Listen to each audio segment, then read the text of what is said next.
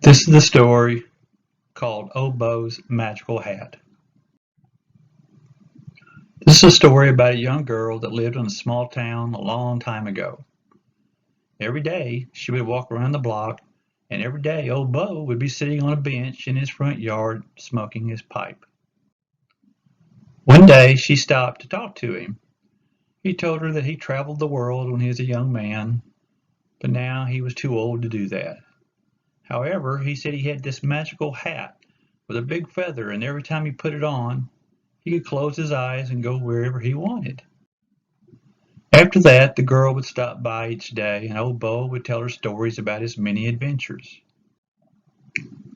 About how he could fly high into the sky like a bird, and float on the clouds, or dive into the deepest sea and swim with the fish. How he could travel to the top of mountains to look out over the countryside, and go to see the great valleys and canyons. He would also tell her about the wonders of the world and other exotic places he had visited, like the Taj Mahal. It took over 20,000 workers to build the monument, using over 1,000 elephants to move the heavy materials. And the Great Pyramids in Egypt. The pyramids were built to house the bodies of the pharaoh who ruled in ancient Egypt. The Moai statues in Polynesia. The islanders created more than 900 carved stone figures. Or Christ the Redeemer statue of Jesus Christ in Brazil. It was built at the top of Mount Corcovado, Rio de Janeiro. The lost city of the Incas, Machu Picchu in Peru. It was a city built on the top of a mountain. Or the Eiffel Tower in Paris, France.